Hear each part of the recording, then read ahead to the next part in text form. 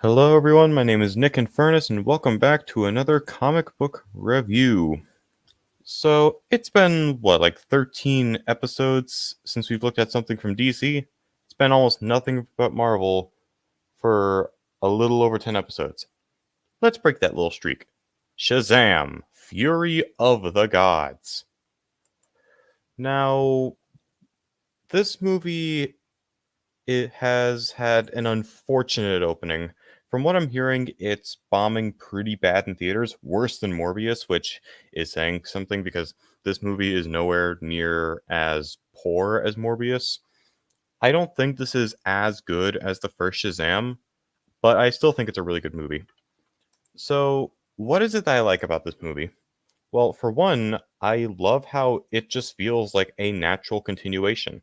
The first movie, it was a lot more, personal with its stakes and all that. It was more about, Billy trying to save his foster family than trying to sorry, I just saw something on my table.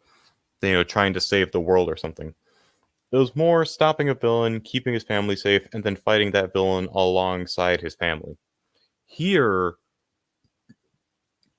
while the stakes are bigger, considering that the character of Shazam and or Captain Marvel, depending on who you are, is a Justice League member, I feel like it does make sense to give him a story where he saves the world or where he faces a world-ending threat. And yet it still has that familial theme to it. He's Billy's obviously trying to keep the family together because they're doing their own things, they're all growing up, and he never had a family of his own since he never knew his dad and his mom abandoned him. So of course he would want to keep that together. But they make it clear that they still care a lot about him. They just have their different lives. And I think that's a very important theme to tackle because not everyone can be together forever. Eventually we have to move on with our lives and go our separate ways. I do also like that the stakes are higher. Of course, again, Justice League member, I repeated myself, great job.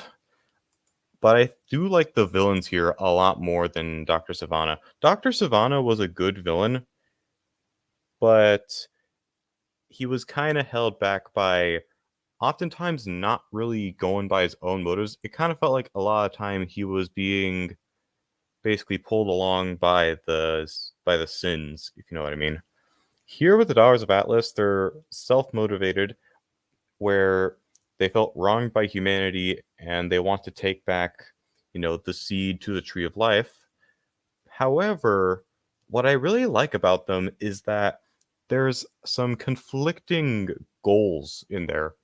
With Hespera and Anthea, of course, they want to plant the apple in their realm, but Calypso wants to get revenge on the humans and plant it in their realm.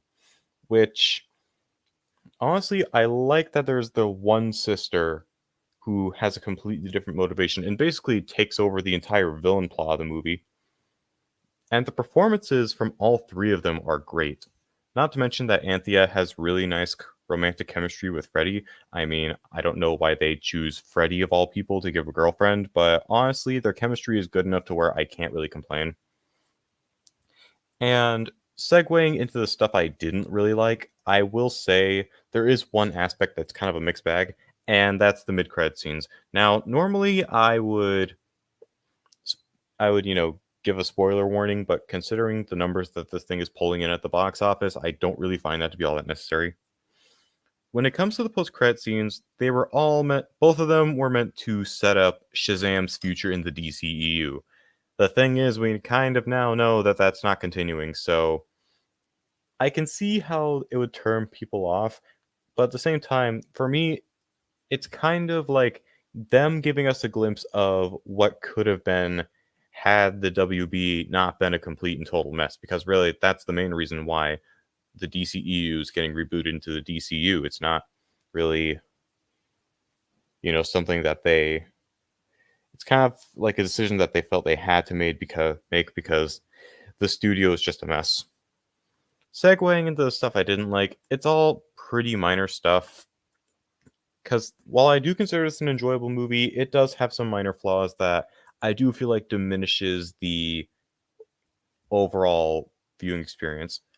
Because while I did praise Billy's arc for it being very relatable, it is also very predictable. Because when you hear him talking about keeping the family together, you kind of get the feeling that he's going to have to defeat the bad guys by himself. You just know something's going to happen, especially because in the trailer they show the daughters, or I guess more specifically Calypso, or I guess just the daughters. We see the daughters taking away the powers of the different members of the Shazam family. So we kind of already know you can't exactly take powers away from Billy because he's the main guy. So of course he's going to have to do things by himself, and he's going to have to let his family go. That felt a little bit predictable to me. It's not a huge deal, but it did kind of cheapen his overall character arc. And speaking of the family, I do have mixed feelings about the members. Now, Freddy and Darla are the same as they were in the first movie, so they're fine. I did find myself liking Mary a lot more because she kind of felt like the wise maternal figure of the group, and that's pretty much magnified by how much Billy depends on her for knowledge and all that. Eugene and Pedro just feel like there's it feels like there's both of them are still just kind of there. Neither of them have really much of a changed personality, with the exception of Pedro being gay, which is really only used for like the butt of a joke. A funny joke, but I mean, give them at least a little bit more.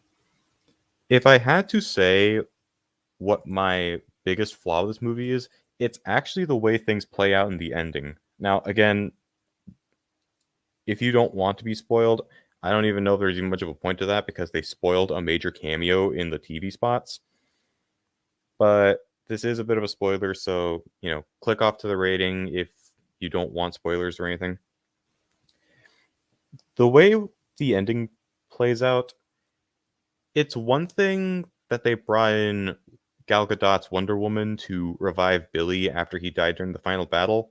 That I don't mind, but it's, giving the Shazam family all their powers back.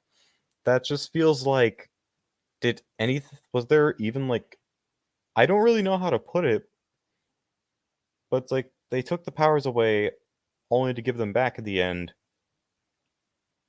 It's like this is a thing in media that we refer to as a deus ex machina, where basically stuff happens and then another thing happens to reverse that stuff. Status quo reset.